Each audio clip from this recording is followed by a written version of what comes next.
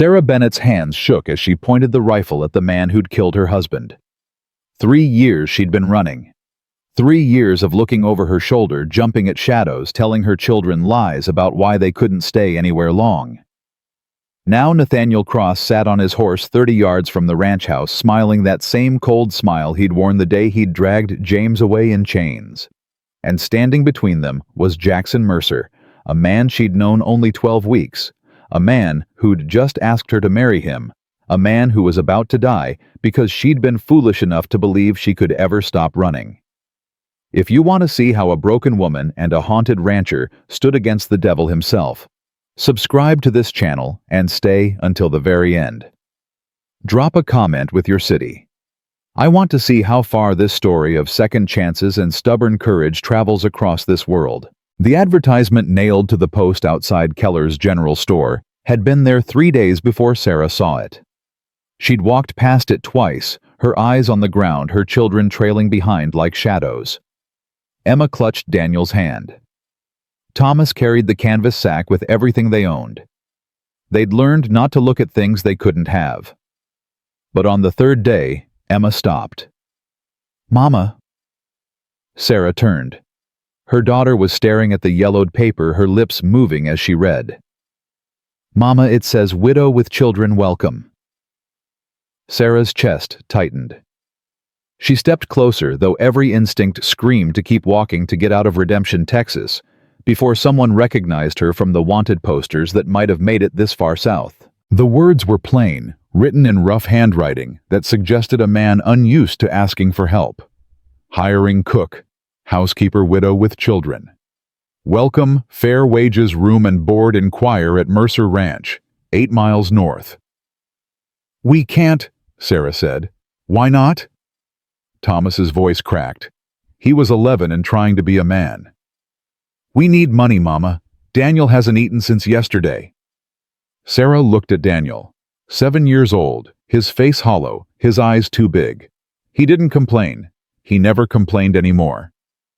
"It could be a trap," she whispered. "Everything's a trap to you," Thomas said, and there was anger in his voice she'd never heard before. Maybe some things are just what they say they are." Sarah read the notice again. "Widow with children welcome." Most ranchers wanted single men or married couples. Most job notices said, "No children," right up front. This one was different, dangerous. That's what different meant. But Daniel's stomach was making noises he tried to hide. Emma's shoes had holes she'd tried to patch with newspaper. Thomas was looking at her with something worse than anger, disappointment. "All right," Sarah heard herself say. "We'll go look. Just look." Jackson Mercer was shoeing a horse when he heard the wagon. He didn't stop working. Visitors meant conversation, and conversation meant people asking questions about why he lived alone in a house built for a family, why the garden was dead, why he looked like a man who'd forgotten how to sleep. Miguel appeared in the barn doorway. "Boss, someone's here." "Tell them I'm busy." "It's a woman, 3 kids." Jack's hammer froze mid-swing. "The job notice." "See. You gonna see her or you gonna hide in here like a coward?" Jack set down the hammer harder than necessary. "I ain't hiding." "Could have fooled me. Been hiding 3 years now." Jack walked past Miguel without answering, because the old vaquero was right, and they both knew it. The wagon in his yard was held together by prayer and stubbornness. The horse pulling it looked ready to drop, and sitting on the driver's seat was a woman who met his eyes without flinching. She was thin, too thin. Her dress had been mended so many times it was more patch than original fabric. Dark hair pulled back severe showed a face all angles and shadows, but her eyes were what stopped him, gray as a winter storm and just as unforgiving. "Mr. Mercer." "That's right." "I'm here about the position." She gestured to the wagon bed. "I have 3 children. Your notice said that was acceptable." Jack's gaze moved to the kids. A girl, maybe 13, sitting straight-backed with her hands folded like she was in church. A boy younger watching Jack with eyes that had seen too much. and a smallest boy, half hidden behind his brother. They were hungry. Jack knew hunger when he saw it. "Notice," said widow. "You got a name. Sarah Bennett." Kids got names. Emma Thomas Daniel. No elaboration. No explanation. Just facts delivered flat. "Where you coming from?" "Does it matter?" "Might." Sarah's jaw tightened. "We've been traveling. Looking for work. Your notice was the first I've seen that didn't say no children." "How long you been traveling?" "A while." "That's not an answer. It's the only one I've got." They stared at each other. Jack saw desperation in her eyes, carefully hidden, but there nonetheless. She saw what a man who hadn't smiled in so long he'd forgotten how. A man whose house looked like a place hope went to die. "I can cook," Sarah said. "Clean, mend, manage a household. My children work hard and stay out of the way. You won't even know they're here." "House that size, I'd know." "Then we'll be very quiet." Daniel coughed a wet sound that spoke of dust and hunger and too many nights sleeping rough. Sarah's hand moved to him, automatically protective.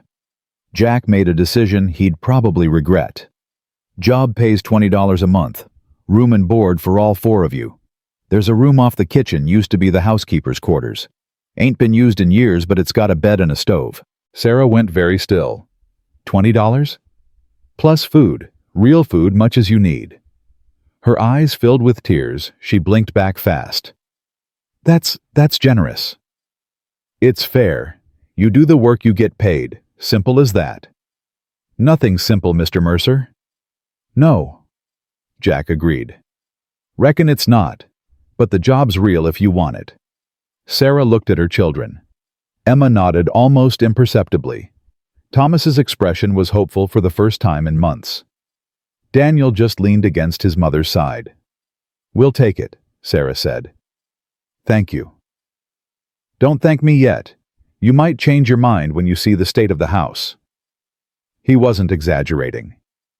When Sarah walked through the door an hour later, her children behind her, she stopped short. Every surface was covered in dust. Dishes piled in the sink, some with food, dried hard as rock. The floor was gritty with tracked dirt. The stove looked like it hadn't been properly cleaned in years. "Jesus," Emma whispered. "Emma?" Sarah said sharply. "Sorry, Mama, it's just—" "It's a mess," Jack interrupted. "Been living like this since my wife died. Miguel keeps telling me to hire help. Took me 3 years to listen." Sarah turned to look at him. "Your wife?" "Elizabeth. Died of consumption 3 years back. House has been—" He stopped. "Well, you can see what it's been." "I'm sorry for your loss." "I'm sorry for yours." They stood in the dirty kitchen, two people who understood grief's weight, and something passed between them. Not attraction, not yet.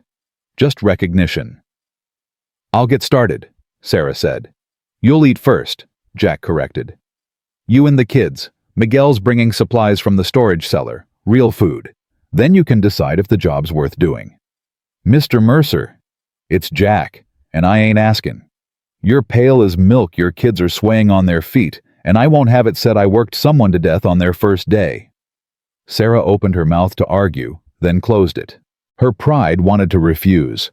Her stomach betrayed her by growling loud enough for everyone to hear. Daniel giggled. The sound was so unexpected, so pure, that everyone stopped and stared at him. "Sorry," he whispered, the laughter dying as fast as it came.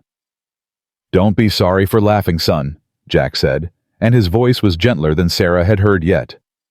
"Ain't nothing wrong with finding something funny." But Daniel had already retreated behind Thomas again, his moment of childishness crushed under the weight of fear he carried everywhere.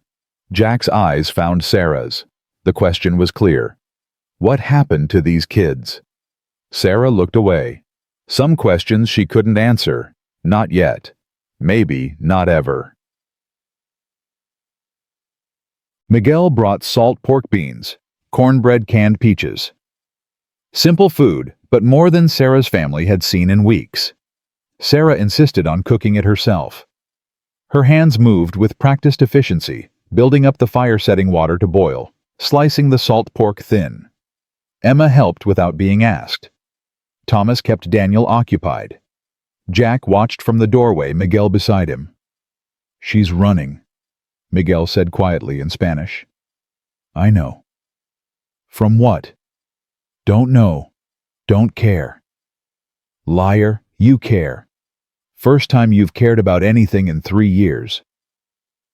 Jack didn't answer because Miguel was right. When the food was ready, Sarah set the table one place. "What are you doing?" Jack asked. "Making your dinner, Mr. Mercer." "Jack? And what about you?" "The kids." "We'll eat after." "Like hell you will." Sarah's spine straightened. "I work for you. I serve you. That's how this works." "That's not how this works. Not in my house." Jack pulled out chairs. "Sit. All of you." "Mr. Mere Jack. You want the job or not?" "Of course I do." "Then sit down and eat. You can't cook for me if you're dead from starvation, and these kids need food in them before they collapse." Sarah's pride warred with her desperation. Desperation won. She sat. The children followed, moving slow like they expected someone to snatch the chairs away. Jack served them himself: salt pork beans, cornbread peaches. He watched Daniel's eyes go wide at the peaches. "Can I, Mama?" the boy whispered. "Yes, baby. You can." They ate in silence. Not the comfortable silence of family, but the desperate silence of people who'd been hungry too long. Sarah tried to eat slowly to set an example, but Jack saw her hands shake as she brought food to her mouth. When had she last had a full meal? Weeks, months. "There's more," he said when Thomas's plate was empty. "We've had enough." "Boy's still hungry, I can see it." "We can't take—" "It's not taking, it's eating. There's a difference." Jack refilled Thomas's plate himself. "You do the work, you get fed. That's the deal." Sarah's eyes filled again. "You're very kind." "I'm practical. Can't have my cook fainting from hunger." But they both knew it was more than that. After dinner, Sarah tried to clean up. Jack stopped her. "You've been traveling. You're exhausted. Cleaning can wait until tomorrow." You should get those kids to bed. Your room's through there. Mattress is old, but it's clean. Miguel put fresh linens on this morning." Sarah gathered her children like a hen gathering chicks. They moved toward the small room off the kitchen, Daniel already half asleep on his feet. At the door, she turned back. "Jack." It was the first time she'd used his name. "Yeah. Thank you, for the food, for everything." "It's just a job, Sarah." "No," she said quietly. "It's not." She closed the door before he could respond. Jack stood in the kitchen surrounded by dirty dishes and the ghosts of other dinners. Other nights when this house had been full of life. Elizabeth had loved to cook. She'd been terrible at it, burned everything she touched, but she'd loved it anyway, loved the gathering of people around her table.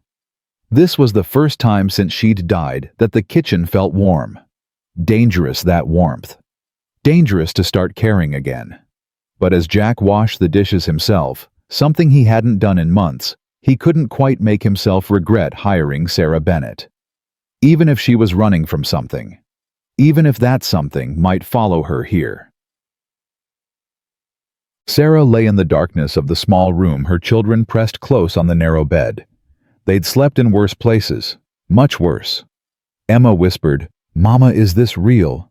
"What do you mean, sweetheart?" "The food, the room, him. Mr. Mercer. Is it real or is it like before?" Before. When Nathaniel Cross had seemed kind. When he'd offered help with no strings attached. When Sarah had been naive enough to believe him. "I don't know yet," Sarah answered honestly. "He seems nice," Daniel murmured, already half asleep. "Seems ain't the same as is." Thomas said, his voice hard. "Thomas?"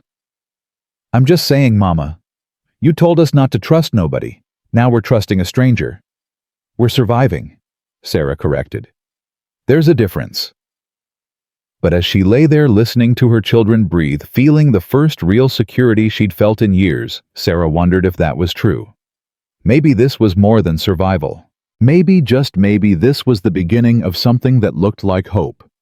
And that terrified her more than anything Nathaniel Cross had ever done. Because hope could be taken away. And Sarah Bennett had learned the hard way that everything you loved could be ripped from your hands in a single moment. She touched the locket around her neck, James's picture inside worn thin from years of her thumb rubbing across it. "I'm sorry," she whispered to her dead husband. "I'm so sorry we couldn't stay in Denver. I'm sorry I couldn't fight him. I'm sorry for everything." But James couldn't answer. And in the morning, Sarah would have to wake up and face another day of pretending she wasn't looking over her shoulder, pretending she wasn't waiting for Nathaniel Cross to find them, pretending that this fragile safety could possibly last. Jack didn't sleep. He sat in his office, the room he'd turned into a bedroom because he couldn't face the bed he'd shared with Elizabeth, and stared at the ledger without seeing it. A widow with 3 children, running from something. He should have turned her away, should have told her the job was filled, should have protected himself from getting involved in whatever trouble she was carrying. But he'd looked into Daniel's hollow eyes and seen a child who'd forgotten how to laugh. He'd looked at Thomas's defensive posture and seen a boy forced to be a man too soon. He'd looked at Emma's careful composure and seen a girl who'd learned that showing fear was dangerous. And he'd looked at Sarah, brave, desperate, proud Sarah, and seen someone fighting with everything she had to protect her children. How could he turn that away? "You're a fool, Jackson Mercer," he muttered to himself. Miguel had said the same thing in more colorful Spanish when Jack had told him to prepare the housekeeper's room. "She's trouble," Miguel had said. "Probably." "You gonna let her stay anyway?" "Yeah." "Why?" Jack hadn't had an answer then. Didn't have one now. Except the house felt less empty with people in it. Except it had been nice to sit at a table with others, even in silence. Except for 3 years, he'd been sleepwalking through life, and Sarah Bennett's arrival had felt like a bucket of cold water to the face. Uncomfortable, shocking, but alive. He was feeling things again, and that scared him more than the possibility of whatever trouble Sarah was running from. Outside his window, the Texas night was clear and cold. Stars scattered across the sky like thrown salt. Somewhere in the distance, a coyote called. And in the small room off the kitchen, 4 people who'd been running for years finally slept without fear. For tonight, at least, they were safe. Tomorrow would bring its own challenges. But tonight was enough. Sarah woke to the sound of someone chopping wood. She sat up fast, heart hammering, reaching for the knife she kept under her pillow. The children were still asleep, tangled together like puppies. Dawn light crept through the single window. The chopping continued. Steady, rhythmic, not threatening. She made herself breathe, made herself remember where she was. The Mercer Ranch, Texas, 8 miles from Redemption. Nathaniel Cross didn't know they were here, yet. Sarah dressed quickly, and the same mended dress ran her fingers through her hair, braided it tight. Her reflection in the cracked mirror showed a woman who looked older than 36. Harder. The softness James had loved was gone, burned away by 3 years of running. She slipped out of the room without waking the children. Jack was in the yard splitting logs like he was trying to kill them. His shirt was already dark with sweat despite the cool morning air. He didn't notice her watching. Miguel did. The old vaquero sat on the porch mending a bridle. His eyes found Sarah, assessed her, then went back to his work. "Coffee's on the stove," he called out. "Boss made it before sunrise. Tastes like dirt, but it's hot." Jack's axe paused mid-swing. He turned, saw Sarah, and something crossed his face too fast to read. "Didn't mean to wake you," he said. "You didn't. I'm an early riser. Coffee's like dirt, I heard." Sarah almost smiled. Almost. "I'll make a fresh pot." "Ain't necessary." It's my job, isn't it? Jack drove the axe into the stump and left it there. Your job starts when you're ready, not before. I'm ready now. They looked at each other across 20 feet of packed earth. Two people trying to figure out the boundaries of this arrangement. Miguel coughed. Boss, them fence posts ain't gonna fix themselves. Right. Jack grabbed his hat. I'll be in the north pasture if you need anything. Miguel's here. Don't... He stopped. Don't what? Sarah asked. Don't work yourself to death on the first day. He left before she could answer, his long stride eating up the distance to the barn. He's not good with people anymore, Miguel said, his English heavily accented but clear. Not since Miss Elizabeth died. Sarah turned to face him. How long have you worked here? 40 years. Worked for Jack's father before Jack. Watched that boy grow up. Miguel's fingers worked the leather with practiced ease. He was different before, smiled easy, laughed. Then she got sick, and watching her die, it broke something in him. Why are you telling me this? Because you're running from something, and he's running from something, and I'm old enough to know that two people running in the same direction sometimes end up in the same place. Miguel looked at her directly. Question is, you gonna hurt him when whatever you're running from catches up? Sarah's throat tightened. I won't stay long enough for that. You say that now. I mean it. We'll see. Sarah went inside before he could say more. The kitchen looked worse in daylight. 3 years of neglect stared back at her, but she'd cleaned worse, had lived in worse. She found an apron, rolled up her sleeves, and got to work. By the time the children woke, she'd scrubbed the stove, washed every dish, swept the floor twice. The coffee was fresh and hot. Biscuits were baking. Emma appeared first, her hair wild from sleep. Mama. Good morning, sweetheart. There's water in the basin. Wash up and help me with breakfast. Is this, are we really staying? For now. How long is for now? Sarah didn't have an answer for that. Thomas and Daniel stumbled out next, both rumpled and confused. Daniel's cough was worse this morning. Sarah made a mental note to ask about a doctor, then remembered she couldn't. Doctors asked questions. Questions led to answers. Answers led to Nathaniel Cross. Biscuits'll be ready in 10 minutes, she said instead. Thomas, there's a pump out back. Fill that bucket. Daniel, you can help Emma set the table. Set it for how many? Thomas asked. 4. What about Mr. Mercer? He's working. We'll eat separately. Why? Because that's how it works. That ain't how it worked last night. Sarah's hands stilled in the biscuit dough. Last night was different. How? Thomas, please. Just do as I ask. Her son stared at her with James's eyes dark and direct and too knowing for 11 years old. You're scared of him. I'm not. You're scared of everyone. But we gotta eat, and this place has food, so you're pretending you ain't scared. I get it. But you don't gotta pretend with us. Sarah's throat closed up.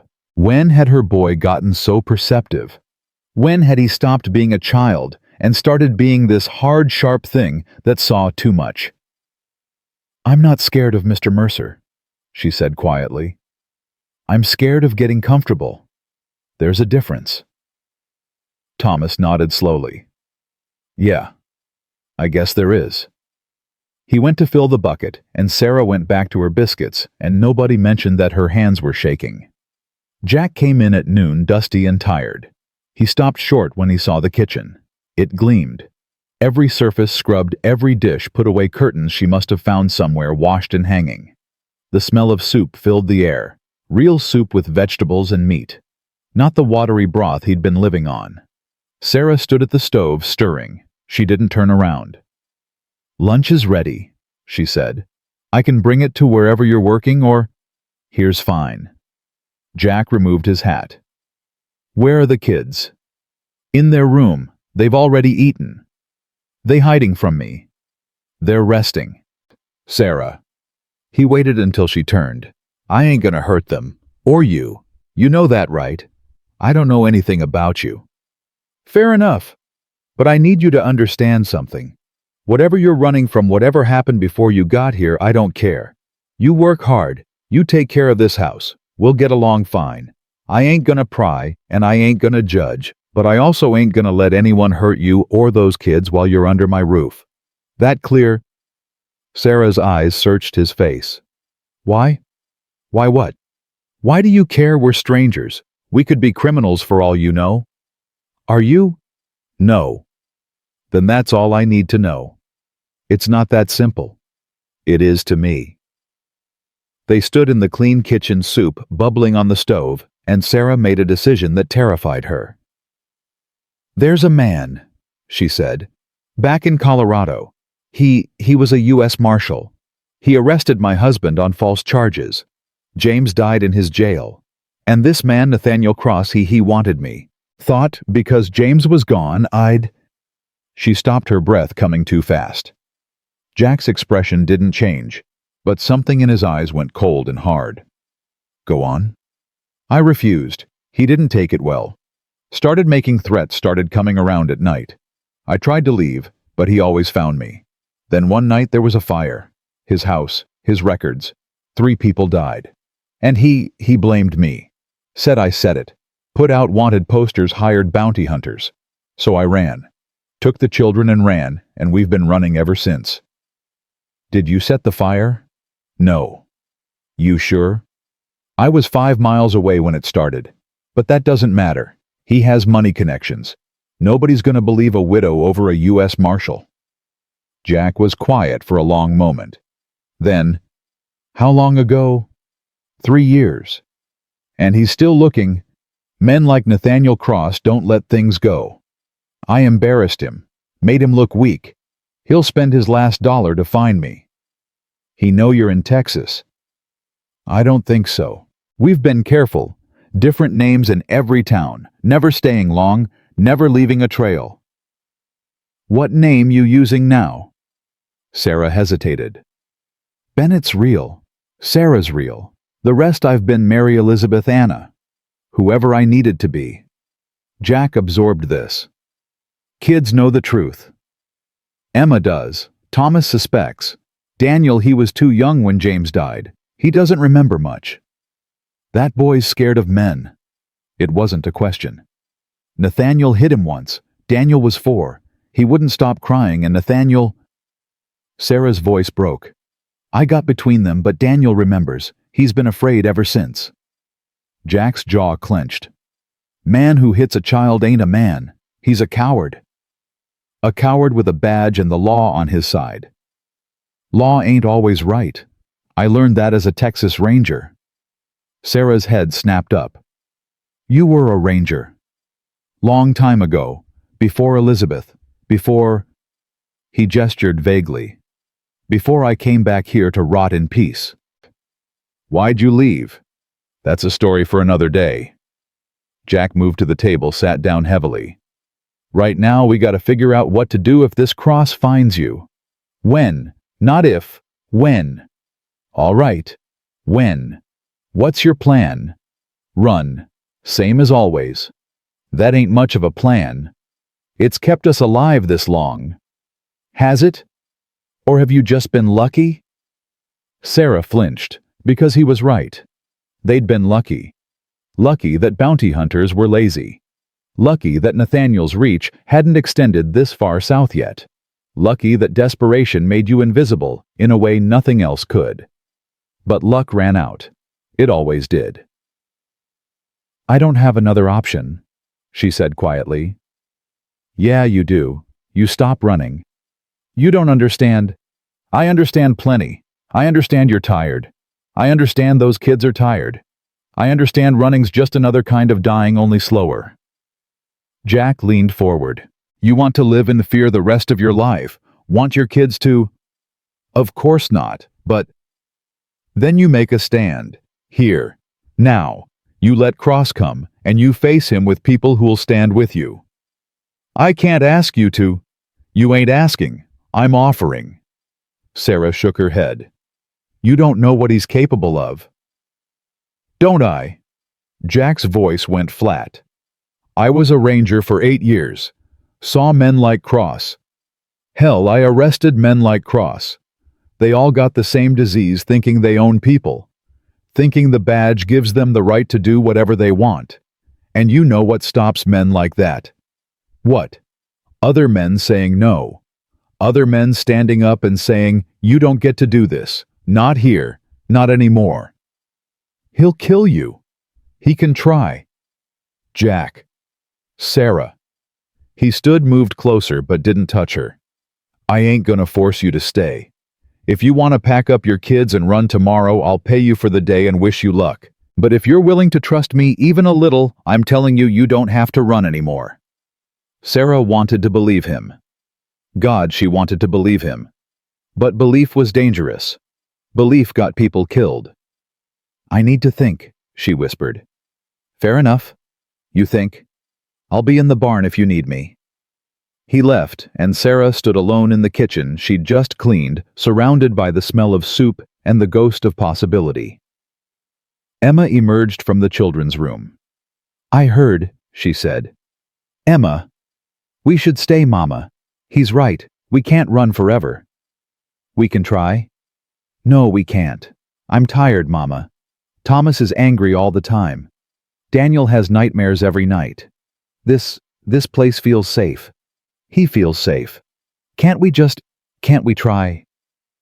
Sarah pulled her daughter close, felt how thin she was, how fragile despite her strength. If we stay and Cross finds us, then we fight, together, like a family. We could die.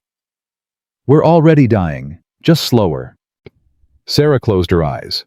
When had Emma gotten so wise? When had her baby girl started sounding like the adult? All right, she heard herself say. We'll stay. For now. But if things get dangerous, we run, I know. Emma pulled back. But maybe this time, dangerous won't come. Maybe.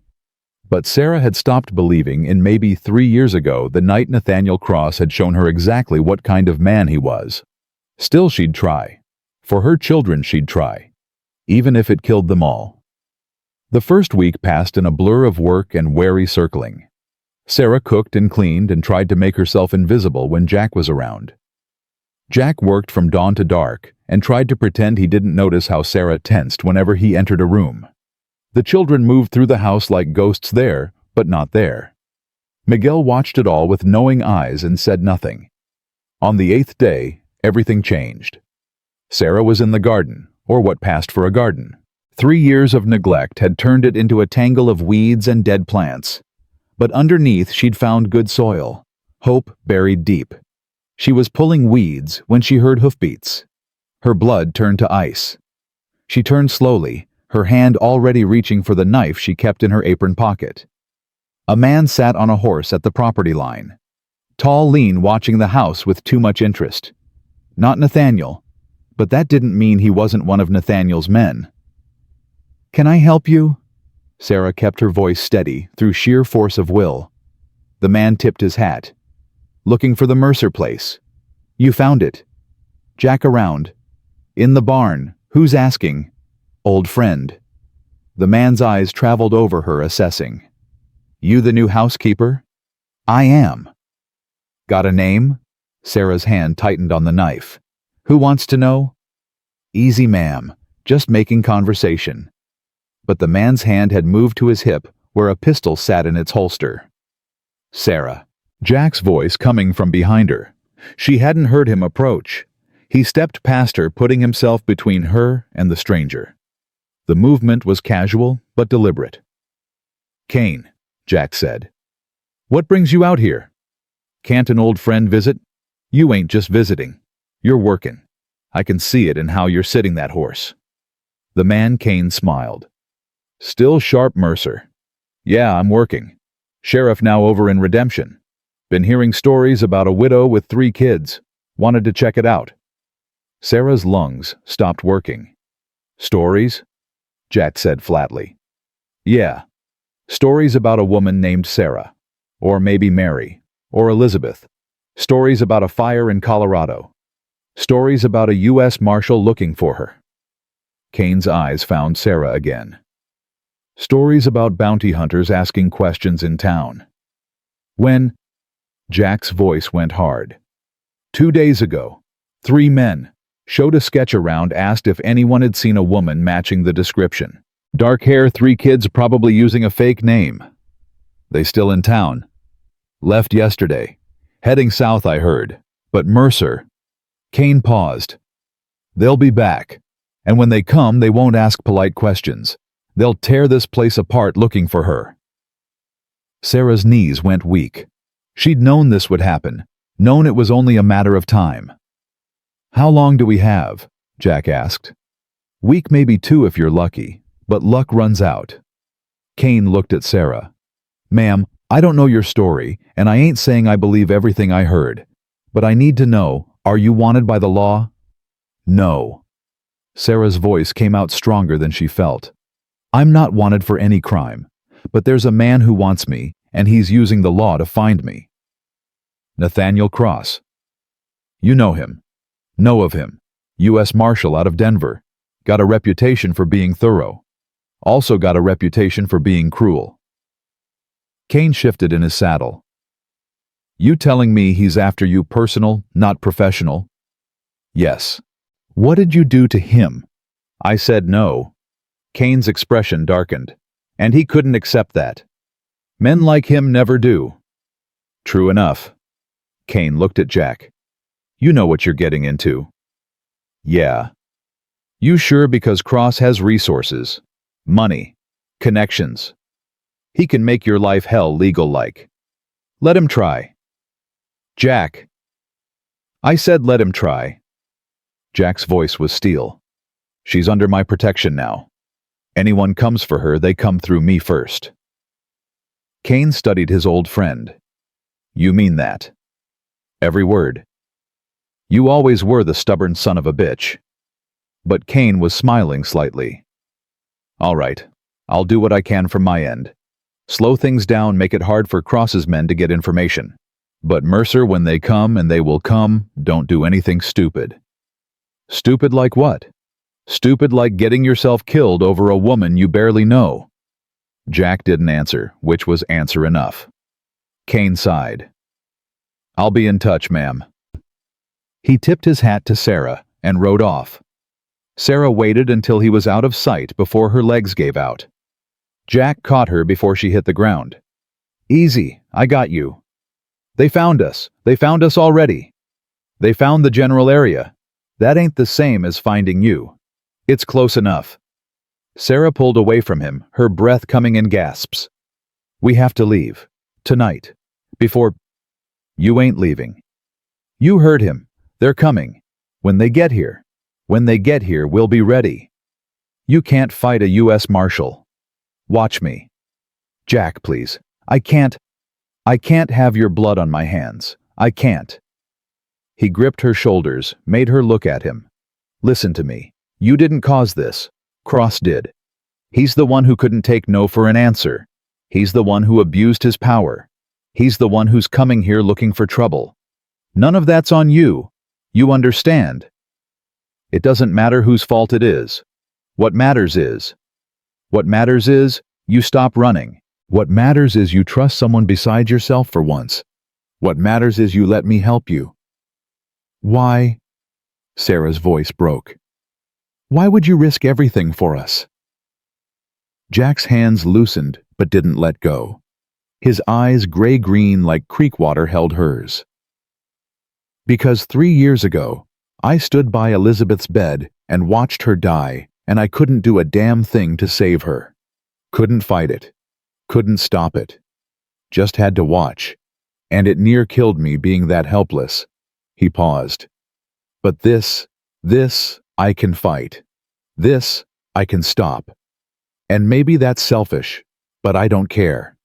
You and those kids need help, and I'm here, and I'm able. That's enough. Sarah felt tears she'd been holding back for weeks finally break free.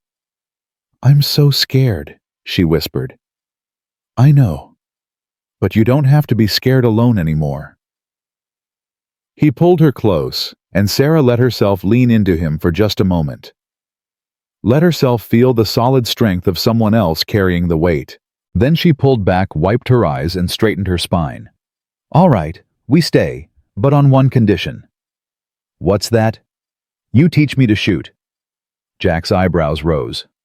"You don't know how." "James tried to teach me once. I was terrible. But if Cross comes, I won't hide behind you. I won't make you fight my battle alone." "Sarah, that's the condition. Take it or leave it." Jack studied her, this woman who'd been beaten down by life, but refused to stay down, and felt something shift in his chest.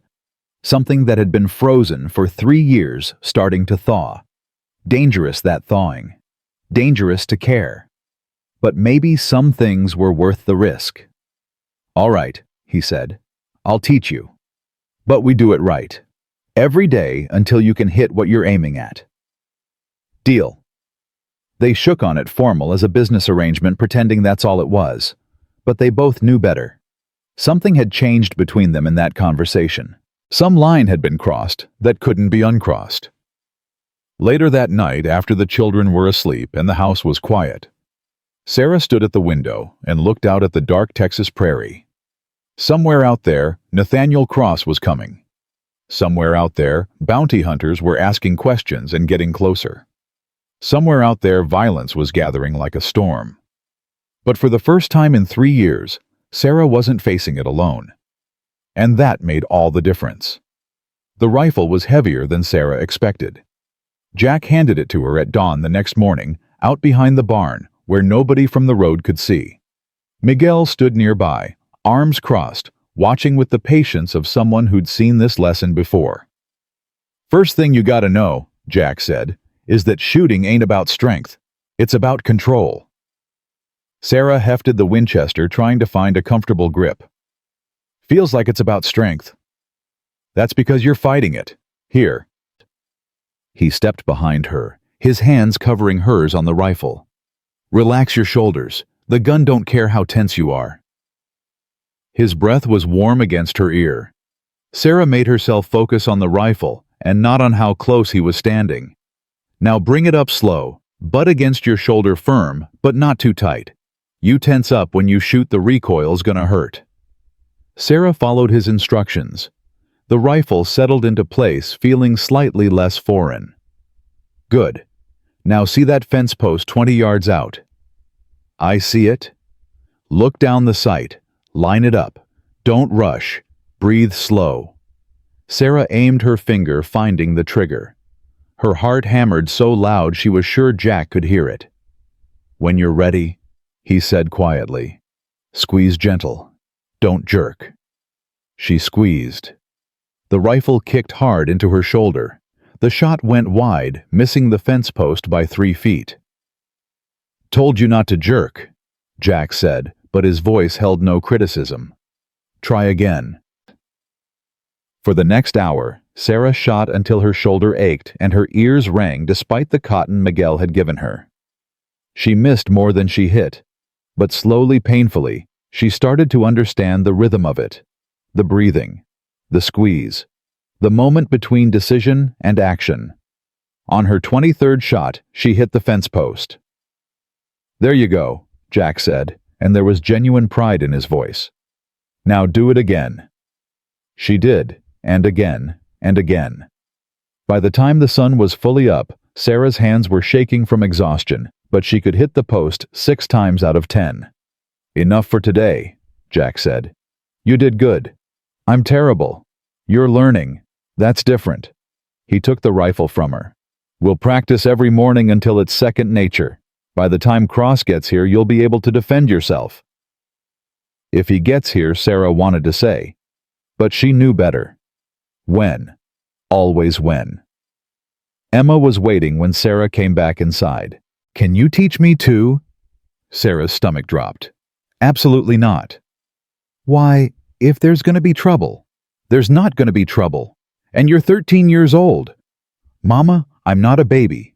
If men come here with guns, you take your brothers and you hide. That's your job. Protect them, not fight." Emma's jaw set in a way that reminded Sarah painfully of James. Stubborn, determined. You're gonna fight. I'm an adult. You weren't much older than me when you married Papa. That was different. How? Emma, please, don't fight me on this. I ain't fighting. I'm asking to learn to protect myself. There's a difference. Sarah looked at her daughter, her baby girl who wasn't a baby anymore, and saw the truth. Emma had grown up hard and fast over the past 3 years. She'd seen things done, things survived, things that children shouldn't have to. Treating her like a child now was dishonest. But teaching her to shoot felt like admitting the violence was coming. Like preparing for war instead of hoping for peace. I'll think about it, Sarah said finally. That means no. That means I'll think about it. Now help me with breakfast. The men will be hungry. Emma didn't push further, but Sarah saw the disappointment in her eyes. Later, while Sarah was kneading bread, Thomas appeared. Mama Miguel says I can help with the horses if it's all right with you. What kind of help? Mucking stalls, brushing them down. He says I got a gentle hand. Sarah's first instinct was to say no. Keep the children close where she could watch them, where she could grab them and run if needed. But Thomas was looking at her with hope in his eyes, real hope, the first she'd seen in months. All right, she heard herself say. But you do exactly what Miguel tells you. No taking risks. I won't. I promise. Thomas hugged her quick and hard, then ran out before she could change her mind. Sarah's hands stilled in the dough. When had she last seen him run like that? Like a child instead of a soldier. You're letting them put down roots. Sarah jumped. Jack was leaning against the doorframe watching her. I didn't hear you come in. You were thinking too loud. He moved to the table, poured himself coffee from the pot she'd made. Thomas is a good worker. Miguel already likes him. That was fast. Miguel don't waste time deciding about people. Says Thomas reminds him of his grandson back in Mexico. He has a grandson. Had. Boy died 10 years back. Fever. Miguel don't talk about it much. Jack paused. He's gonna teach Thomas everything he knows. Probably spoil him rotten while doing it. That all right with you? Sarah went back to kneading harder than necessary. I don't know what's all right anymore. 3 years, I've been teaching them not to trust anyone, not to put down roots, not to get attached. Now you want me to let them live. I want you to let them live. What if we have to run? What if Cross comes and we have to leave in the middle of the night? It'll hurt worse if they've started to feel safe here. And if Cross don't come, if Kane's wrong and the bounty hunters move on, you're gonna spend the rest of your life preparing to run. If I have to. That ain't living, Sarah. That's just slow dying.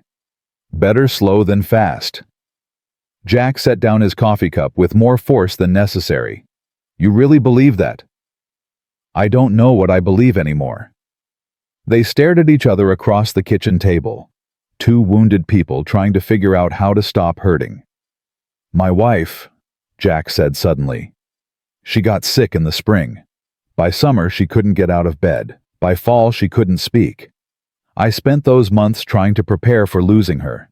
Thought if I built up enough walls, it wouldn't hurt so bad when she died. Did it work? No.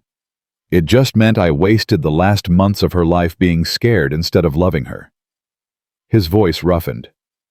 Don't make my mistake, Sarah. Don't waste time preparing for bad things that might not happen. Let your kids be kids while they still can. Sarah's throat closed up. What if I can't? What if I've forgotten how? Then learn again.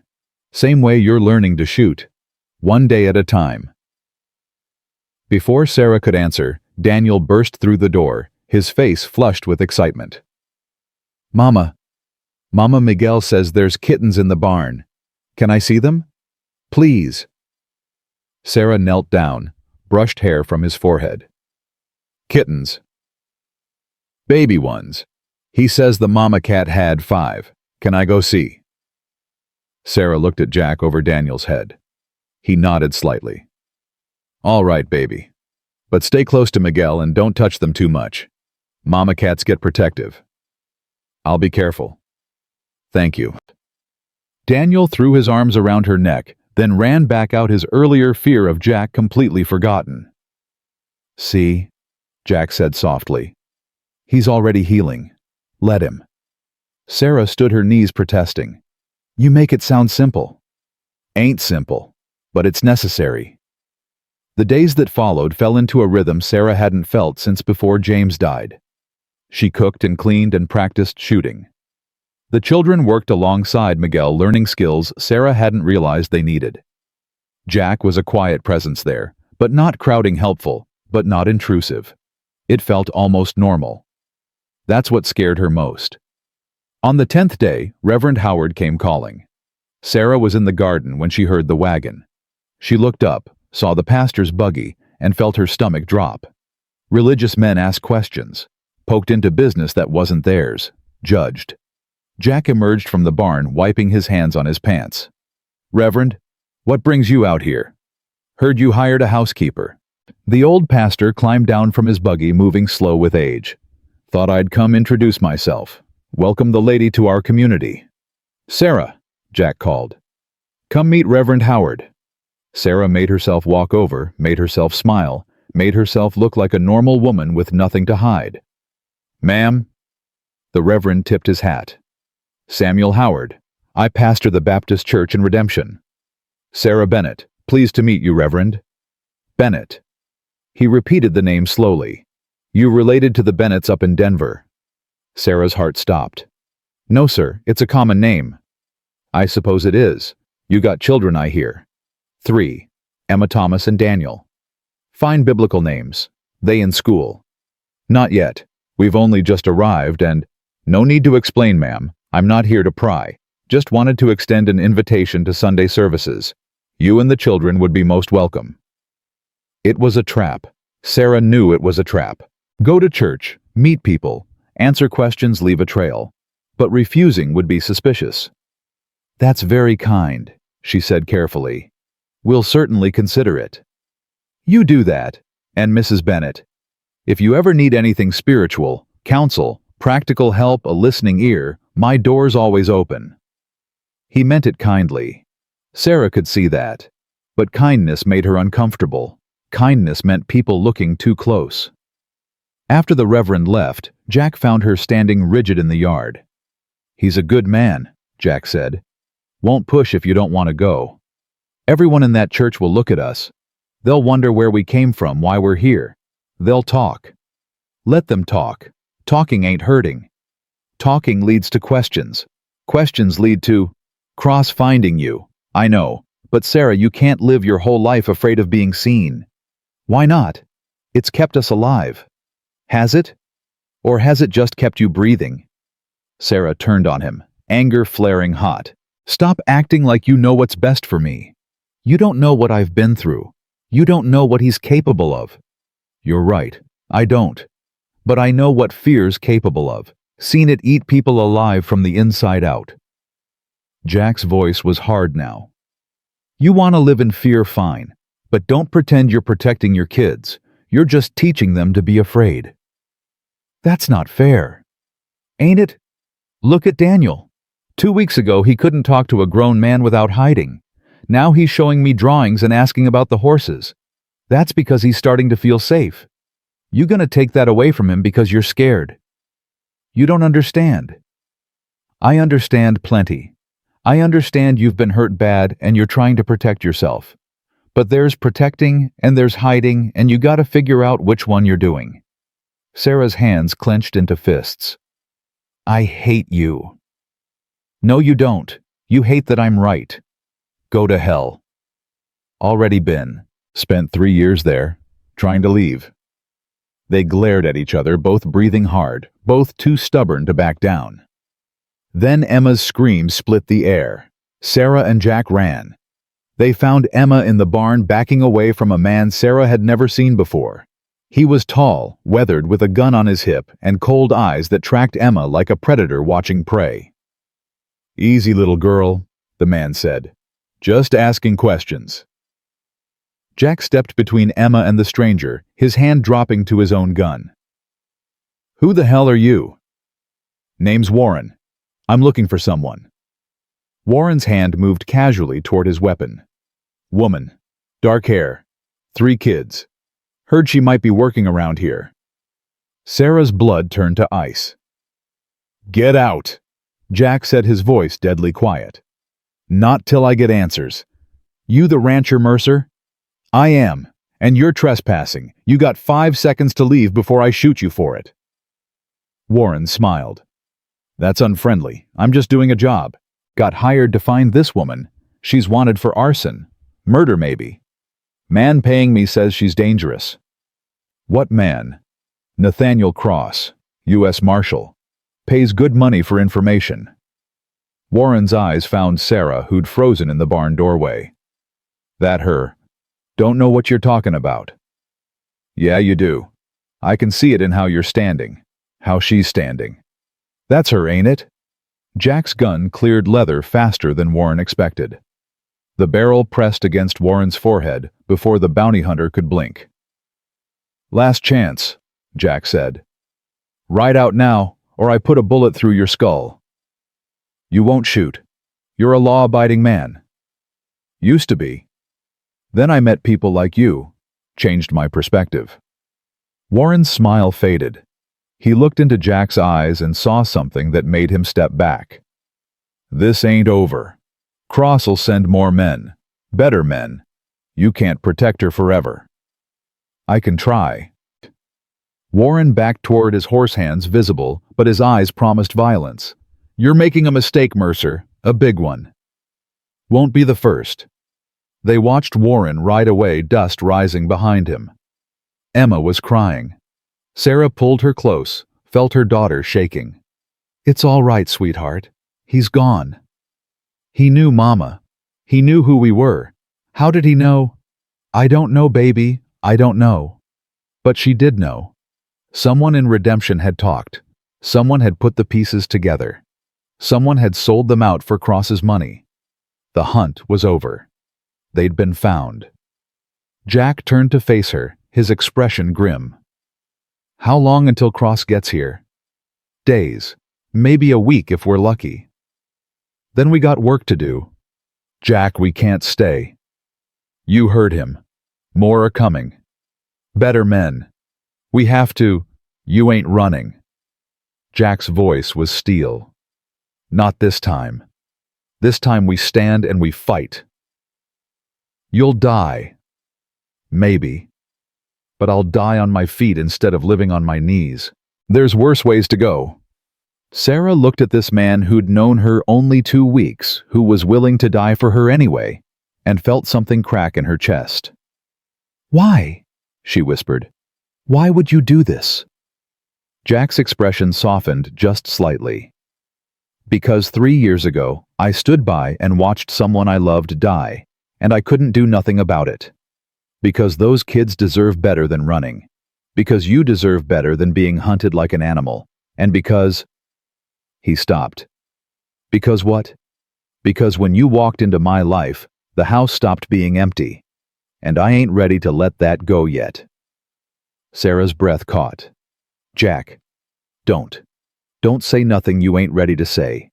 Just trust me. Can you do that? Could she trust had nearly gotten her killed before? Trust meant vulnerability. Trust meant caring about someone enough to let them hurt you. But looking at Jack Mercer with his gray-green eyes and his stubborn jaw and his absolute certainty that fighting was better than running, Sarah made a choice. All right, she said. We stay. We fight. But if things go bad, we'll handle it. You don't know that. No. But I know I ain't letting Cross take you without a fight. That's enough. Miguel appeared from the back of the barn, a rifle in his hands. That pendejo gone. For now, Jack said.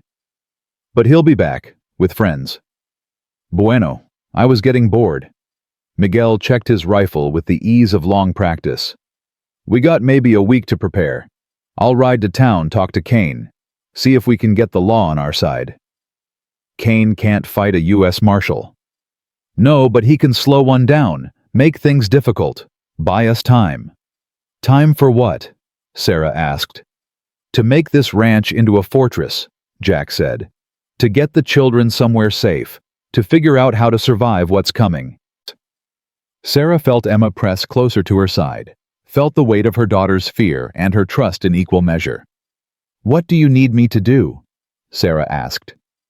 Jack looked at her with something like respect. "Keep practicing with that rifle, because when Cross gets here, I need you ready to use it." "I will be. I know." That night after the children were in bed and Miguel had ridden to town and the house was quiet, Sarah stood at her window and watched Jack walk the property line. He moved like a man checking for weaknesses, planning defenses, preparing for war. For her. He was preparing to fight for her. The thought terrified and warmed her in equal measure. "Mama," Sarah turned. Daniel stood in the doorway, his hair mussed from sleep. "What is it, baby?" "I had a bad dream. The mean man was back." Sarah's heart clenched. "What mean man?" "The one from before. The one who hurt you. Nathaniel." Daniel still remembered even though he'd been so small. Sarah crossed to her son, lifted him even though he was getting too big for it. He wrapped his arms around her neck and held on tight. "The mean man ain't here," she said softly, "and Mr. Mercer won't let him hurt us." "Promise?" Sarah thought about lying. Thought about making promises she couldn't keep. "I promise we'll fight," she said instead. "All of us together. And we won't let him win. Not this time." Daniel pulled back to look at her face. "You're scared." "Yes." "But you're staying anyway." "Yes." "Why?" Sarah looked out the window at Jack's silhouette against the night sky. "Because Mr. Mercer's right. We can't run forever. And I'm tired, Daniel. So tired of being afraid." "Me too," Daniel whispered. "Then we'll stop. Together." "Together," Daniel agreed. Sarah held her son and watched Jack patrol the darkness and made peace with her decision. They would stay. They would fight.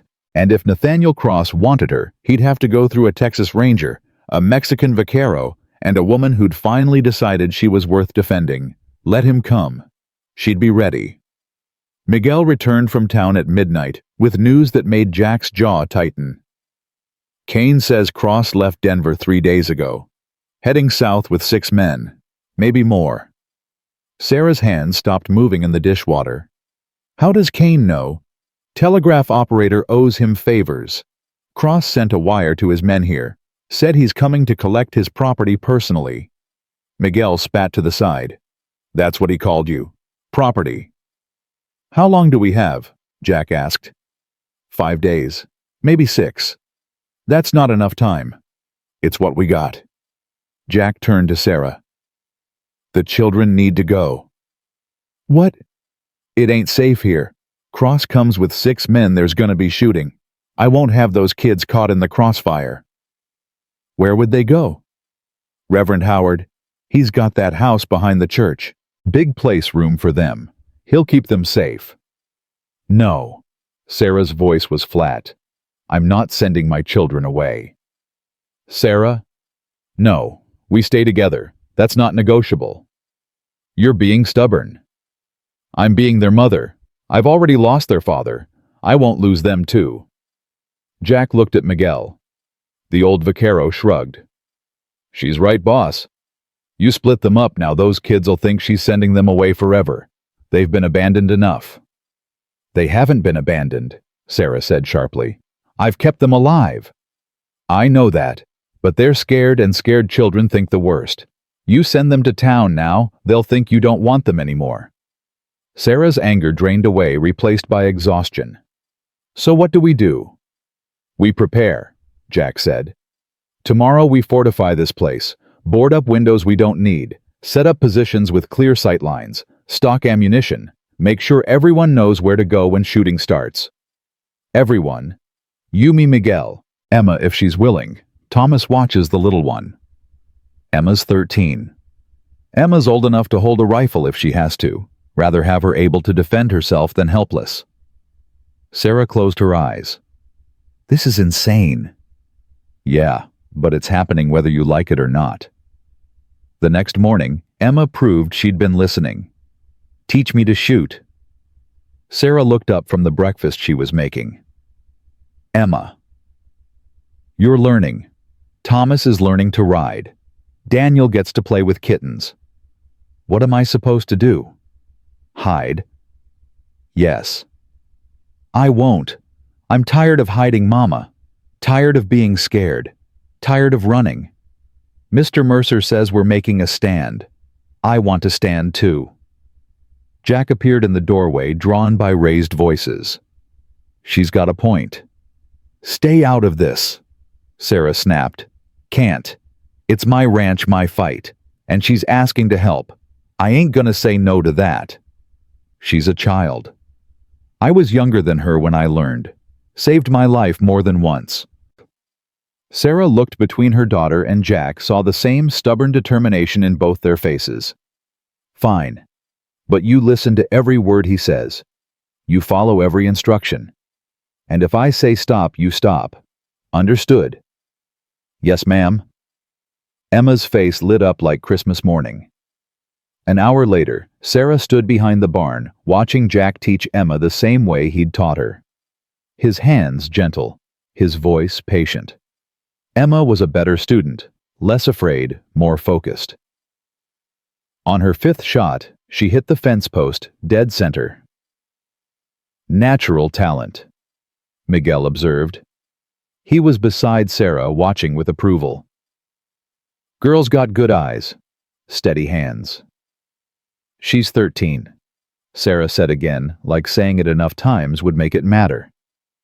Age don't mean nothing when bullets start flying. What matters is she can defend herself.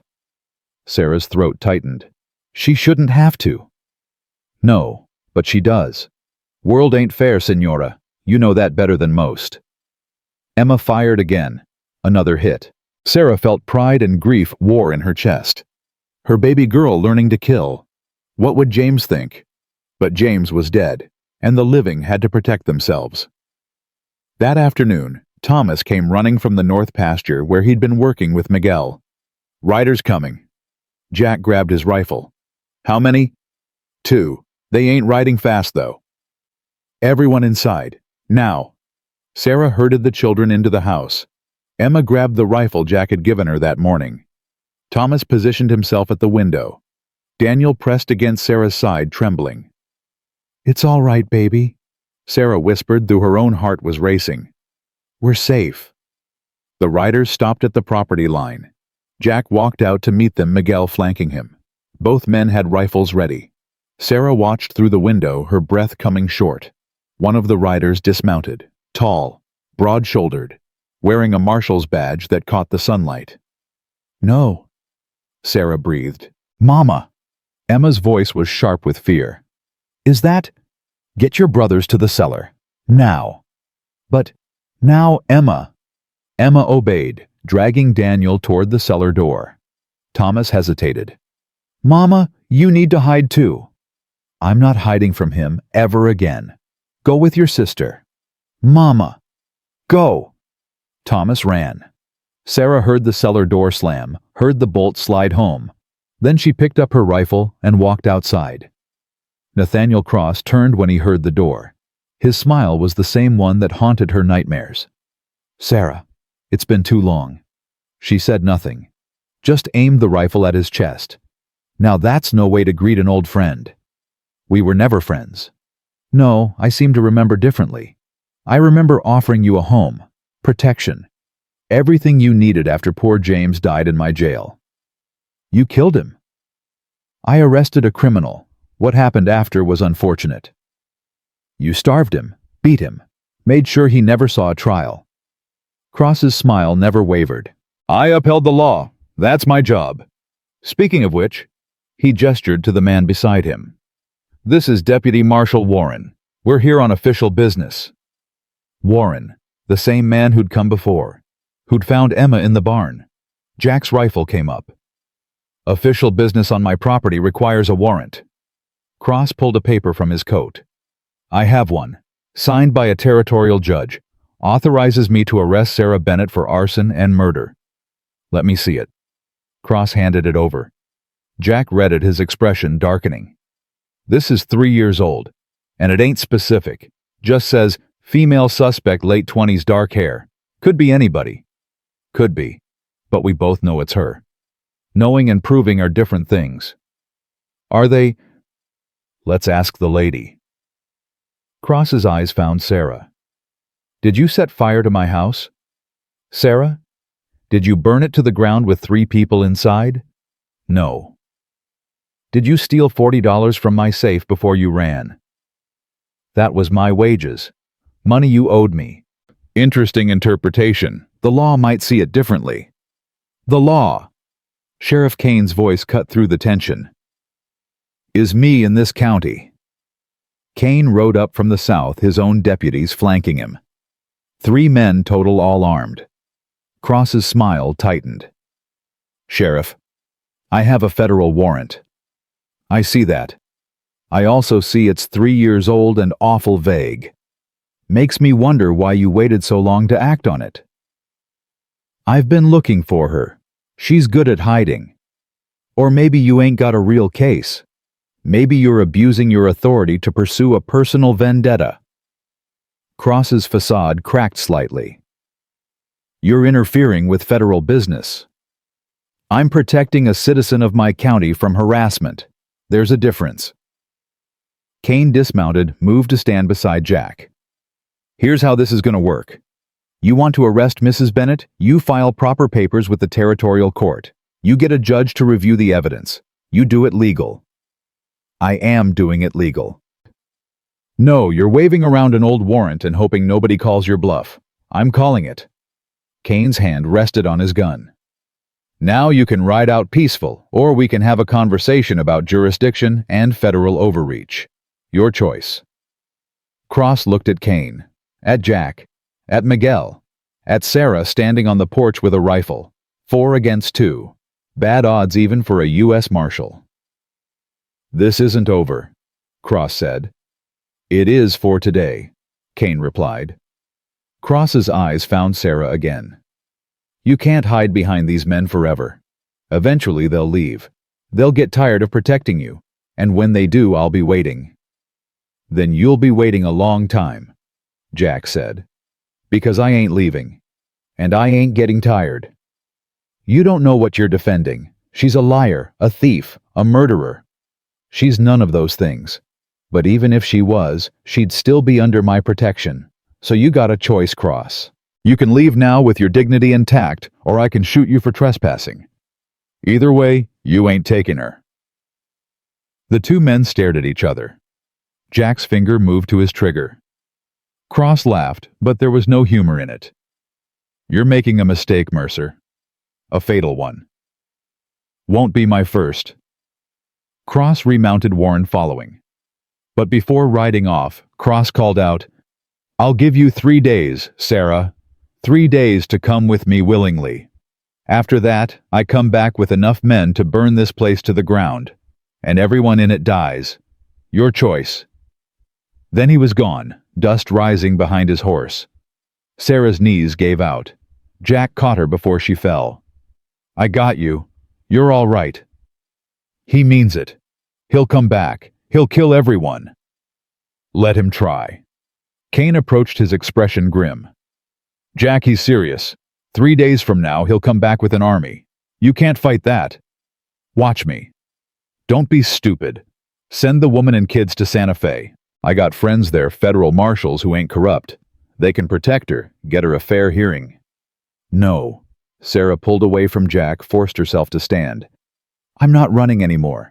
I'm not putting anyone else in danger. I'll go with him. The hell you will, Jack said. It's the only way to keep you safe. I don't want to be safe. I want to do what's right. Right gets people killed. So does wrong. At least with right, you can look at yourself in the mirror. Sarah turned to Kane. If I go with Cross, will he leave everyone else alone? Sarah, no. Jack grabbed her arm. Will he? She asked again. Kane hesitated. Probably. He wants you, not them. Then I'll go. Tomorrow morning. I'll turn myself in. Over my dead body. That's what I'm trying to avoid. Sarah's voice broke. Don't you understand he'll kill you? He'll kill Miguel. He'll burn this ranch and everyone in it just to prove he can. I can't have that on my conscience. And I can't have you in his custody. You know what he'll do to you. I don't care. Well, I do. Jack's voice rose to match hers. I care, Sarah. Maybe I shouldn't. Maybe it's stupid and reckless and gonna get me killed, but I care what happens to you. And I ain't letting you sacrifice yourself for me. It's not your choice. The hell it ain't. This is my ranch, my fight, my decision. Your death sentence. So be it. They glared at each other, both breathing hard, both too angry and scared to back down. Kane cleared his throat. I'm gonna go. Give you two a chance to figure this out without an audience. But Jack, 3 days. After that, I can't help you. Federal authority trumps county law. I understand. Do you? Because Cross ain't bluffing? He'll come back with 20 men, 30, however many it takes. And when he does, people are gonna die. Then we'll make sure he's one of them. Kane shook his head sadly. You always were the most stubborn son of a bitch I ever met. Learned from the best. After Kane left, Sarah and Jack stood in the yard, the weight of the coming violence pressing down on them. You should go, Sarah said finally. You and Miguel, take the children to town. Leave me here. When Cross comes back, I'll surrender. It's the only way. No. Jack. I said no. You ain't facing him alone. You ain't surrendering. And you sure as hell ain't sacrificing yourself for me? He moved closer, his voice dropping. 3 years, I've been dead inside. 3 years of just going through the motions, not caring about anything, not feeling anything. Then you walked through that door with your kids, and your pride, and your stubbornness, and everything changed. The house stopped being empty. I stopped being empty, and I ain't going back to that. I can't. You'll die. Maybe. But I'll die knowing I fought for something worth fighting for. That's more than I've had in a long time. Sarah's eyes filled with tears. I'm not worth dying for. That's where you're wrong. He reached out, cupped her face with work-roughened hands. Sarah froze, torn between pulling away and leaning in. I know we ain't known each other long, Jack said quietly. I know this is all moving too fast. But Sarah, when I look at you, I see strength. I see courage. I see a woman who survived hell and kept her children alive through sheer force of will. You think that ain't worth fighting for? I think it's gonna get you killed. We're all gonna die someday. Rather die for something that matters. Sarah closed her eyes, felt his hands warm against her skin. When was the last time someone had touched her gently? When was the last time she'd let them? I'm scared, she whispered. Me too. But we're gonna face it together. You, me, Miguel. Emma, if she's willing. We're gonna make this ranch into a fortress, and when Cross comes back, we're gonna make him regret it. What if we lose? Then we lose fighting. That's better than losing without trying. Sarah opened her eyes, looked into his face, and saw absolute certainty. He meant every word. You're insane. Probably. You gonna stay anyway? Sarah thought about running, about grabbing her children in the night and disappearing like she'd done so many times before, about going back to that half-life of fear and hiding. Then she thought about Emma learning to shoot, Thomas laughing with Miguel, Daniel playing with kittens without fear. Thought about Jack stubborn and wounded and willing to die for her. Thought about what it would mean to finally stop running. Yeah, she heard herself say. I'm gonna stay. Jack's smile was the first real one she'd seen from him. Good. Now let's go tell the kids we're preparing for war. The children took it better than expected. Emma nodded, her jaw set. I'll fight. Thomas said, Miguel's been teaching me to reload fast. I can help. Even Daniel, sweet, terrified Daniel, squared his small shoulders. I won't cry. I promise I won't cry. Sarah pulled them all close, these brave, broken children who deserved so much better than this. You don't have to be brave, she told them. You just have to survive. We will, Emma said with absolute confidence. Because we got each other, and we got Mr. Mercer, and we ain't running no more. That night, Miguel walked the property line while Jack and Sarah made plans. We got 3 days, Jack said, spreading a rough map on the table. 3 days to turn this ranch into something Cross can't easily take. How do we do that? We use the land. The barn gives us high ground. The house gives us cover. We dig shooting positions here and here. He marked spots on the map. We stock them with ammunition and water. We make sure anyone coming at us has to cross open ground where we can see them. Cross has more men. Numbers don't mean everything in a fight. We got advantage of position. We know this land, and we're fighting for something we believe in. That matters more than you'd think. Sarah studied the map, trying to see it the way Jack did. Trying to imagine herself killing men who came to hurt her family. Could she do it? Pull the trigger and watch someone die. She'd find out soon enough. What about the children? She asked. Where do they go when shooting starts? Cellar. It's reinforced, hard to reach. Emma can defend it from inside if she has to. I don't want Emma defending anything. I don't either. But wanting don't matter now. What matters is survival. The next 2 days were a blur of preparation. They dug positions, stocked ammunition, boarded up windows. Miguel taught Thomas to reload rifles blindfolded so he could do it in darkness or smoke. Jack drilled Sarah until she could hit a moving target 8 times out of 10. Emma proved to be the best shot of all of them. Natural killer, Miguel said approvingly. Girl's got ice water in her veins.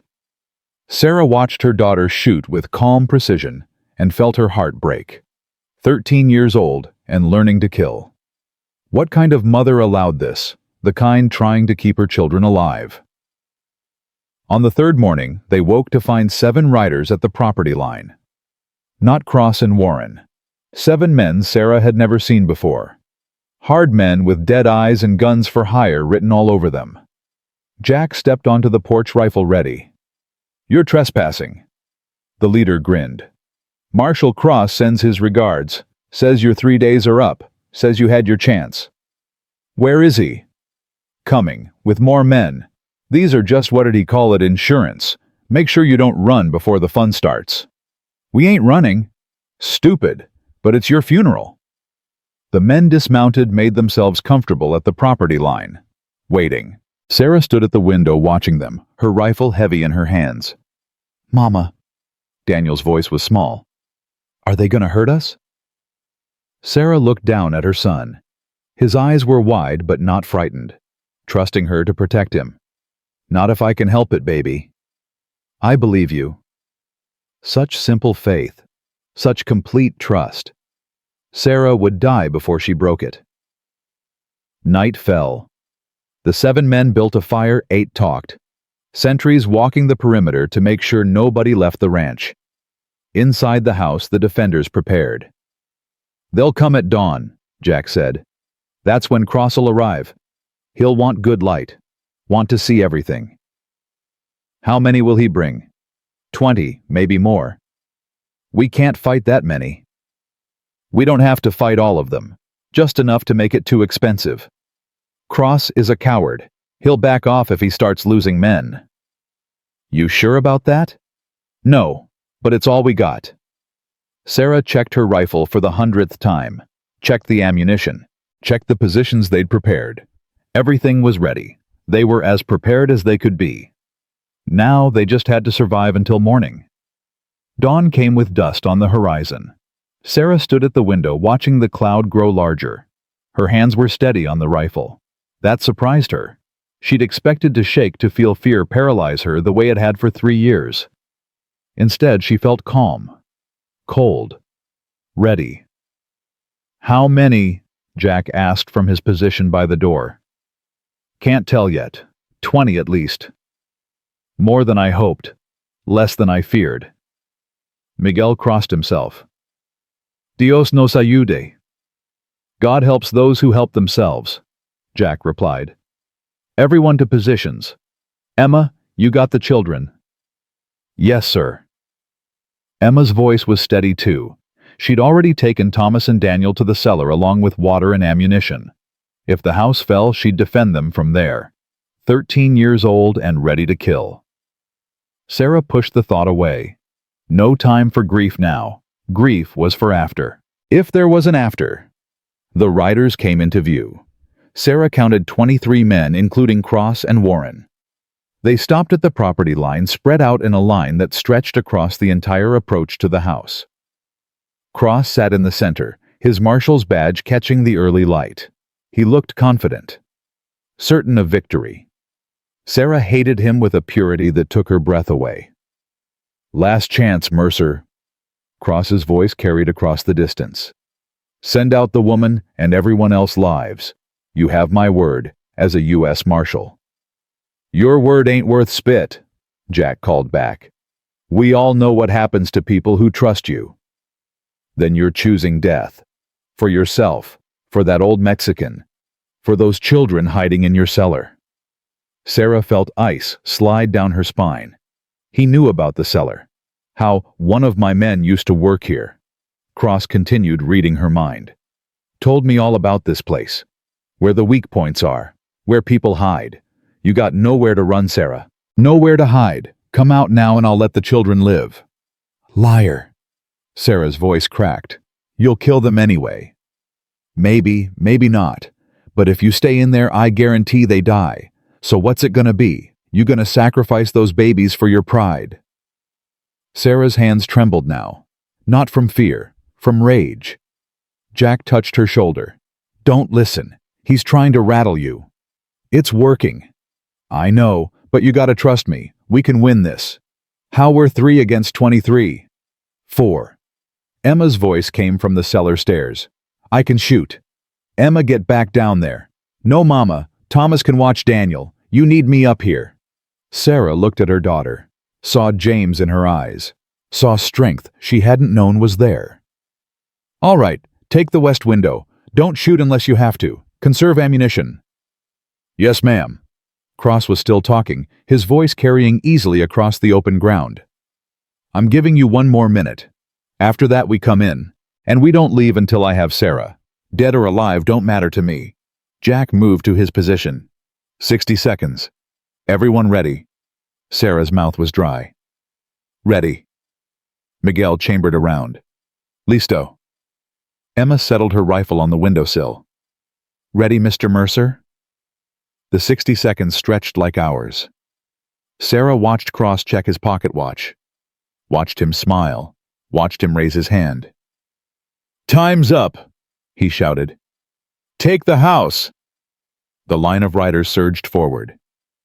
"Wait," Jack said quietly. "Let them get close. Make every shot count."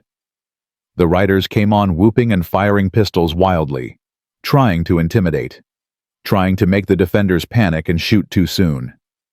Sarah's finger rested on the trigger. 30 yards. 25. 20. "Now," Jack said. 4 rifles spoke as one. 3 riders fell. The 4th's horse screamed and went down. The charge faltered. Men wheeled their horses seeking cover. "Reload." Jack's voice was calm. "Pick your targets. Don't waste shots." Sarah's hands moved automatically. Eject the spent shell. Chamber a new round. Find a target. A man tried to circle toward the barn. Sarah led him slightly squeezed. He fell. "Good shot," Jack said. "Miguel, you got the south approach." "See, boss, nobody gets through here." The attackers regrouped.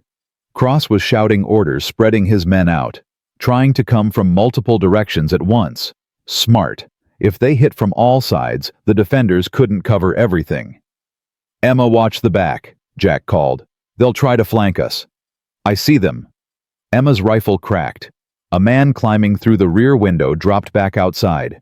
"Got him." Sarah felt sick pride. Her daughter's first kill. What kind of world made that necessary? This one. The world Nathaniel Cross had created by refusing to take no for an answer. More shots hammered the house. Wood splintered. Glass shattered. One bullet passed so close to Sarah's head, she felt the wind of it. "Stay down." Jack was beside her, pulling her below the window line. You can't help if you're dead. Neither can you. Yeah, but I've had practice at this. You haven't. Another volley of gunfire. Something upstairs crashed. They're trying to burn us out, Miguel said. See the smoke? Sarah looked. A thin trail of smoke was rising from the north side of the house. The children are in the cellar. Stone walls underground. Fire can't reach them. Jack's voice was steady. But we need to move.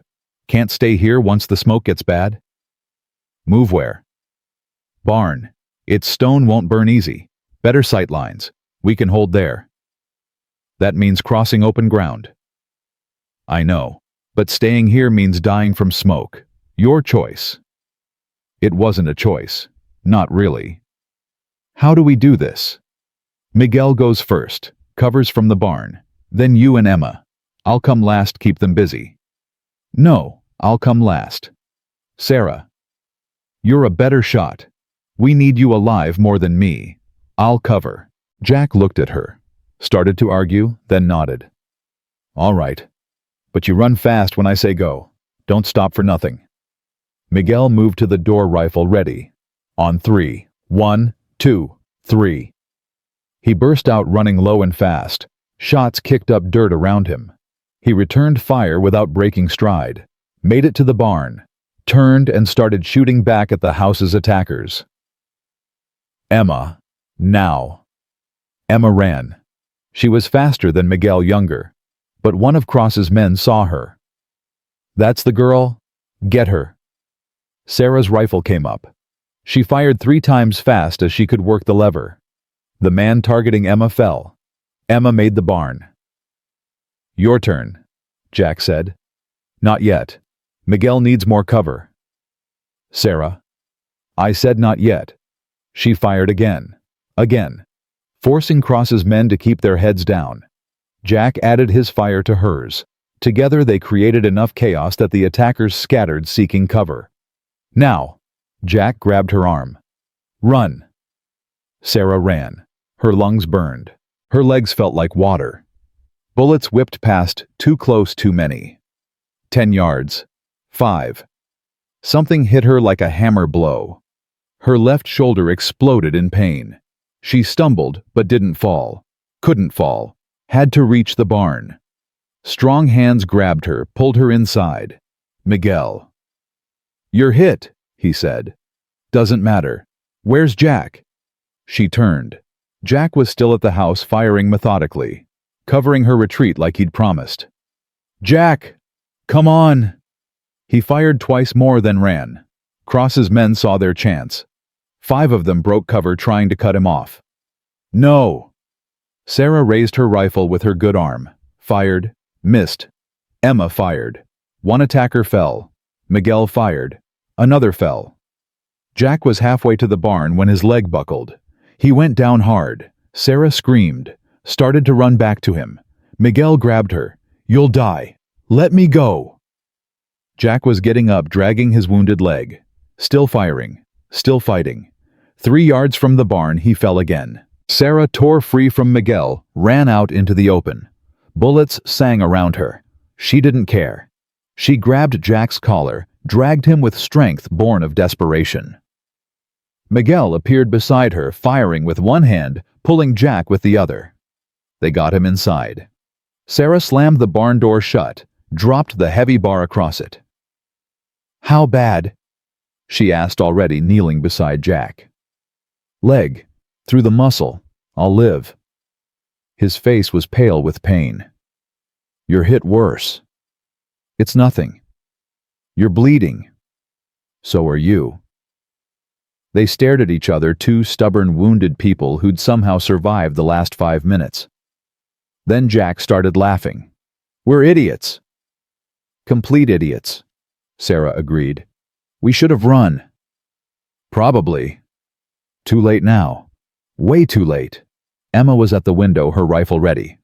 They're pulling back, regrouping. How many did we get? Jack asked. 7 down, maybe 8. I can't tell if that one by the fence is dead or just hiding. So 15 left, still bad odds. Miguel was wrapping Sarah's shoulder with strips torn from his shirt. The house is burning good now. Won't be nothing left by tonight. Don't need the house. Just need to survive long enough for help to arrive. What help? Sarah asked. Kane can't. Not Kane, Reverend Howard. I sent him a message yesterday. If shooting started, he was to wire the territorial marshal's office. Tell them a federal officer was abusing his authority, attacking civilians. You think they'll care? They'll care about jurisdiction. Cross is Denver's marshal. This is Texas territory. He's got no authority here without local cooperation, and Kane's already on record saying he won't cooperate. So we just have to hold out until the territorial boys arrive. Yeah. How long will that take? Day, maybe 2. Sarah looked at their situation. Trapped in a barn. Limited ammunition. 3 people wounded. 1 13-year-old girl who shouldn't be here at all.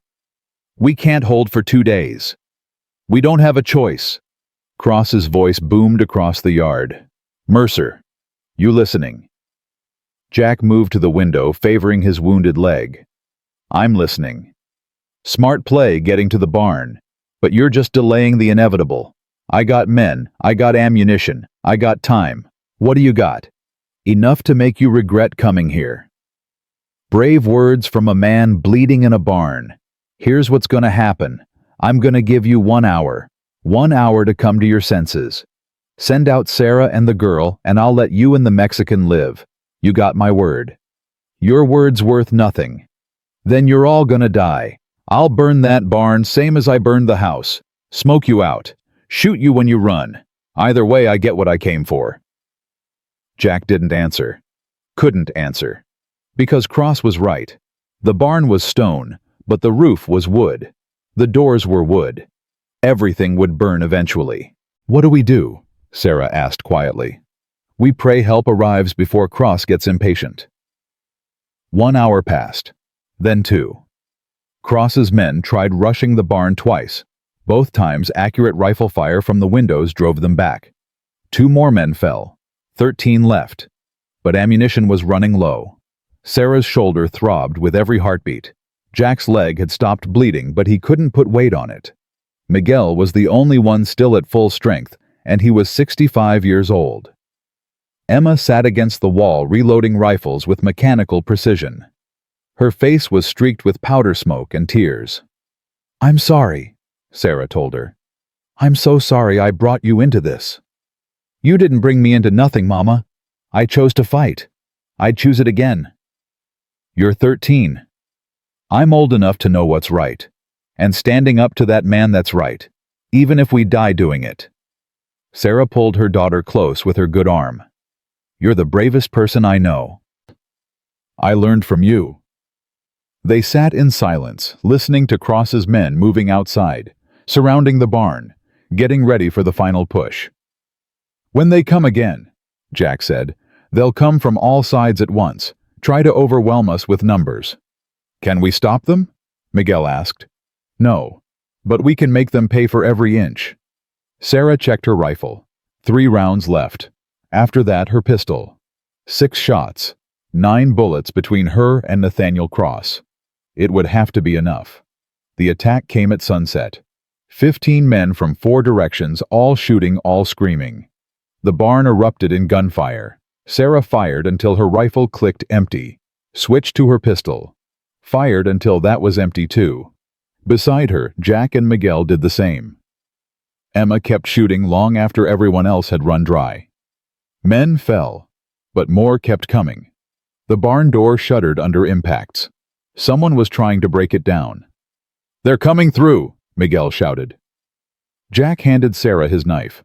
When they get in, you take Emma and the boys. There's a loose board in the back wall. Get out. Run.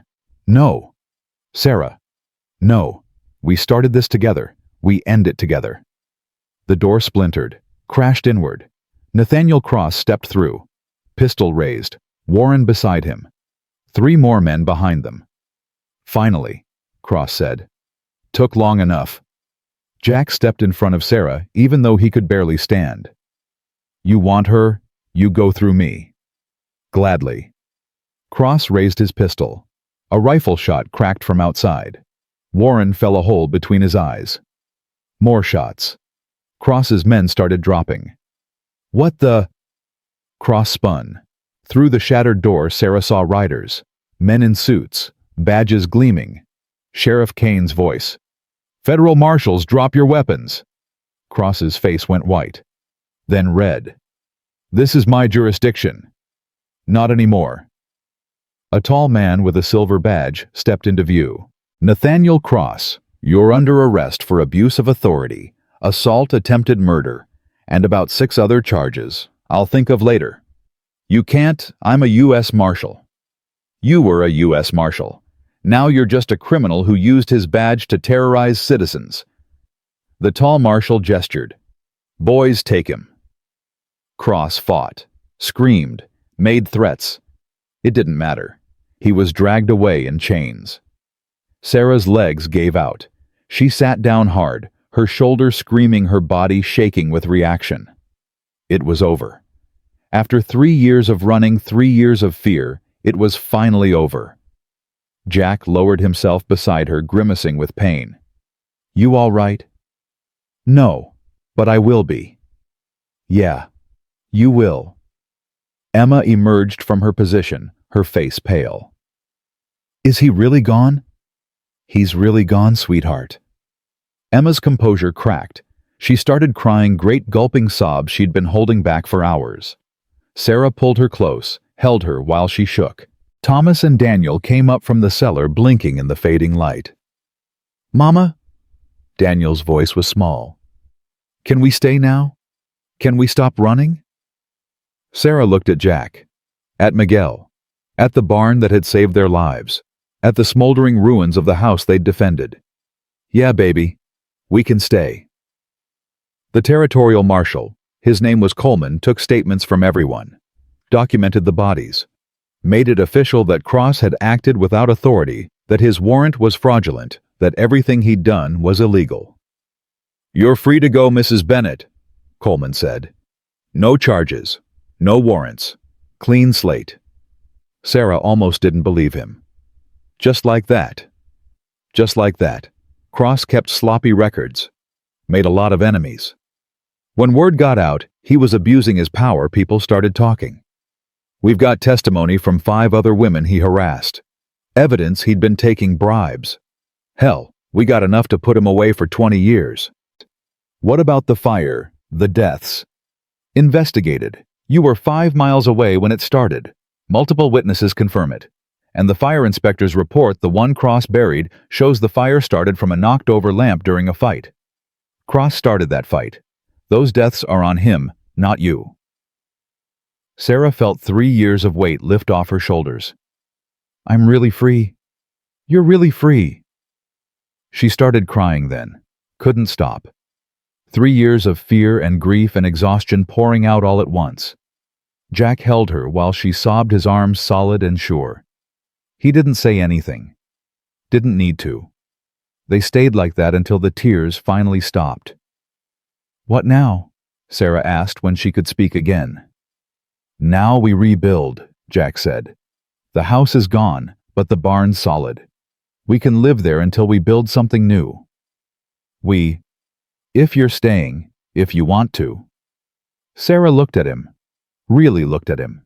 This stubborn man who'd risked everything to protect her, who'd stood against a corrupt marshal and 20 armed men, who'd given her family safety and hope and a future she thought they'd lost forever. Yeah, she said. I'm staying. Good. Because I got plans that include you. What kind of plans? The kind that involve making this arrangement permanent. Legal. If you're amenable. Sarah's heart stuttered. Are you asking what I think you're asking? I'm asking if you'd consider marrying me. When you're ready. No rush. Just eventually. If you want. I don't know what I want, Sarah admitted. I just spent 3 years surviving. I don't know how to live anymore. Then we'll figure it out together. You, me, the kids, Miguel. We'll build something good here. Something worth having. Sarah thought about running, about the road she'd walked for 3 years, about the fear that had driven her. Then she thought about Emma's laughter, Thomas's pride in his work, Daniel's drawings covering the barn walls, thought about Jack's steady presence, Miguel's terrible jokes, the kittens in the barn, thought about what it would mean to put down roots, to stop looking over her shoulder, to build instead of flee.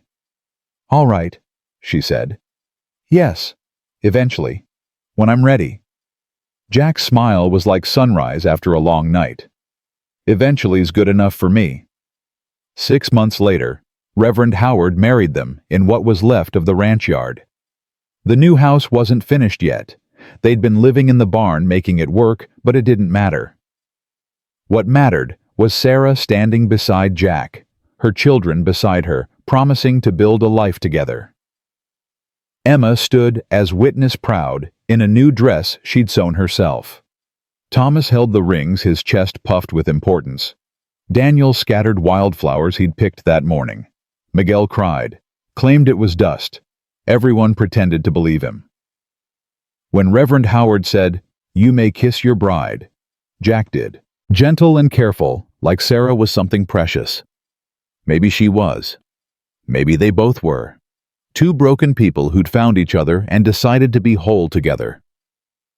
The wedding feast was simple, but joyful. Neighbors came, people who'd heard about the siege, about Sarah's courage, about Jack's stand against corruption.